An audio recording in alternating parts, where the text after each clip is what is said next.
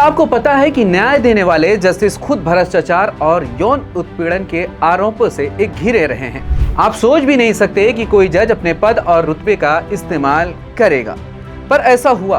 क्या आपने कभी सुना है कि किसी हाई कोर्ट का जज जेल भी गया हो? किसी हाई कोर्ट के वर्तमान न्यायाधीश को जेल भेजने का पहला मामला मगरबी बंगाल यानी वेस्ट बंगाल में सामने आया था। एक बार तो सुप्रीम कोर्ट की एक जज खुलेआम पीएम मोदी को सपोर्ट करने के कारण फंस गए थे। एक वक्त ऐसा भी आया था जब 4 न्यायाधीशों ने बाकायदा प्रेस कॉन्फ्रेंस करके न्यायाधीशों पर सरकार के पक्ष में आने की बात का खुलासा किया था। दोस्तों, जब भी आपके साथ कोई घटना घटती है तो आप न्याय की तरफ दौड़ लगाते हैं, कोर्ट का दरवाजा खटखटाते हैं, इस उम्मीद के साथ कि न्याय आपको मिलेगा। न्याय के लिए जिला कोर्ट जाते हैं, वहां न्याय नहीं मिलता तो हाई कोर्ट जाते हैं, वहां अगर न्याय नहीं मिलता तो आप सुप्रीम कोर्ट जाते हैं, लेकिन न्याय की उम्मीद आप नहीं छोड़ते हैं। एकमात्र कोर्ट ही एक ऐसी जगह होती है जहां पर आपको पूरा विश्वास होता है कि यहां पर न्याय हमें जरूर मिलेगा। लेकिन क्या आपने कभी सोचा कि अगर न्याय देने वाला ही न्यायाधीश भ्रष्ट निकले या यौन उत्पीड़न के आरोप से घिरा हुआ हो तो फिर क्या होगा? सवाल यह है कि अगर न्यायपालिका ही भ्रष्ट निकले तो न्याय किससे मांगेंगे? जब न्यायाधीश खुद को खुलेआम सरकार का सपोर्ट करे तो सरकार के खिलाफ लड़ाई कैसे लड़ी जाए? इस मुद्दे पर बात करनी इसलिए भी जरूरी हो गई है क्योंकि हाल ही में आपने दिल्ली हाई कोर्ट के न्यायाधीश यशवंत वर्मा का मामला सुना होगा। उनके सरकारी आवास से बेहिसाब अधजले नोट मिलने का मामला चर्चा में बना हुआ है। हालांकि ये पहली बार नहीं है जब कोई न्यायमूर्ति किसी विवाद में फंसा हुआ हो। हाई कोर्ट से लेकर सुप्रीम कोर्ट तक के न्यायाधीशों को लेकर विवाद होता रहा है। आज की इस वीडियो में हम आपको बताएंगे कि कब कब कौन कौन से विवादों में न्यायमूर्ति फंसे रहे हैं। भ्रष्टाचार और यौन उत्पीड़न के आरोप। क्या आपको पता है कि न्याय देने वाले जस्टिस खुद भ्रष्टाचार और यौन उत्पीड़न के आरोपों से एक घिरे रहे हैं? जी हाँ, ये साल 1993 की बात है जब सुप्रीम कोर्ट के जस्टिस वी रामास्वामी के खिलाफ भ्रष्टाचार के आरोप में महाभियोग की कार्रवाई शुरू की गई थी। बता दें कि महाभियोग वो प्रक्रिया है जिसका इस्तेमाल राष्ट्रपति, सुप्रीम कोर्ट या हाई कोर्ट के जजों को हटाने के लिए किया जाता है। हालांकि लोकसभा में लाया गया महाभियोग प्रस्ताव 2/3 बहुमत हासिल करने में नाकाम रहा था।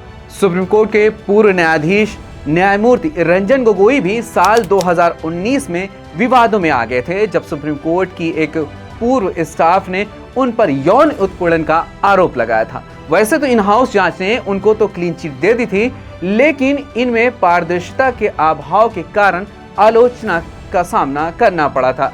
इसके बाद साल 2020 में रिटायरमेंट के तुरंत बाद पूर्व मुख्य न्यायाधीश को सरकार की ओर से राज्यसभा का उम्मीदवार बनाए जाने पर भी सवालात उठे थे।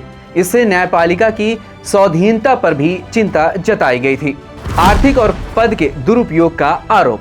आप सोच भी नहीं सकते कि कोई जज अपने पद और रुतबे का इस्तेमाल करेगा, पर ऐसा हुआ। साल 2011 में राज्यसभा से कोलकाता हाई कोर्ट के न्यायाधीश न्यायमूर्ति सौमित्र सेन को आर्थिक दुरुपयोग का दोषी पाया गया था और उनके खिलाफ उच्च सदन में महाभियोग भी शुरू किया गया था। हालांकि जब तक लोकसभा में महाभियोग की कार्रवाई शुरू होती, न्यायमूर्ति सेन ने पद से इस्तीफा दे दिया था। इसी तरह से साल 2016 में आंध्र प्रदेश और तेलंगाना हाई कोर्ट के न्यायाधीश न्यायमूर्ति नागार्जुन रेड्डी पर एक दलित जज को निशाने पर लेने के लिए अपने पद के दुरुपयोग का आरोप लगाया गया था। राज्यसभा के 61 सदस्यों ने उनके खिलाफ अभियोग प्रस्ताव पेश किया था। हालांकि बाद में उनमें से 9 सदस्यों ने कार्रवाई के प्रस्ताव में अपने हस्ताक्षर वापस ले लिए थे। हाई कोर्ट के न्यायाधीश जा चुके जेल। क्या आपने कभी सुना है कि किसी हाई कोर्ट का जज जेल भी गया हो? किसी हाई कोर्ट के वर्तमान न्यायाधीश को जेल भेजने का पहला मामला मगरबी बंगाल यानी वेस्ट बंगाल में सामने आया था जब कोलकाता हाई कोर्ट के न्यायाधीश न्यायमूर्ति सीएम कन्नन को न्यायपालिका के खिलाफ टिप्पणी करने पर जेल भेज दिया गया था। उनको 6 महीने के लिए जेल में रखा गया था। जस्टिस कन्नन ने कॉलेजियम सिस्टम को निरंकुश करार दिया था। साल 2015 में राज्यसभा के 58 सांसदों ने गुजरात हाई कोर्ट के न्यायाधीश न्यायमूर्ति जेबी पारदीवाला के खिलाफ महाभियोग का नोटिस जारी किया था क्योंकि उन्होंने आरक्षण के मुद्दे पर आपत्तिजनक टिप्पणी की थी। पाटीदार नेता हार्दिक से जुड़े एक मामले में उन्होंने ये टिप्पणी दी थी। हालांकि राज्यसभा के तत्कालीन सभापति हामिद अंसारी को महाभियोग का नोटिस दिए जाने के कुछ ही घंटों के भीतर न्यायमूर्ति ने अपने फैसले से उस टिप्पणी को हटा दिया था। विवाह पर टिप्पणी कर बटोरी थी सुर्खियां। ये साल 2012 की बात है। कर्नाटक हाईकोर्ट के न्यायाधीश न्यायमूर्ति भक्तवत्सल ने शारीरिक उत्पीड़न करने वाले पति से तलाक की अर्जी देने वाली एक महिला के मामले में टिप्पणी की थी कि सभी महिलाएं शादी में परेशानी झेलती हैं। ऐसे ही एक मामले को लेकर अपने ब्लॉग में टिप्पणी करने के कारण सुप्रीम कोर्ट के रिटायर्ड न्यायाधीश जस्टिस मार्कंडे काटजू को व्यक्तिगत रूप से पेश होकर सफाई देने का आदेश दिया गया था। न्यायिक दुर्व्यवहार के भी लगे हैं आरोप। एक बार तो सुप्रीम कोर्ट की एक जज खुलेआम पीएम मोदी को सपोर्ट करने के कारण फंस गए थे।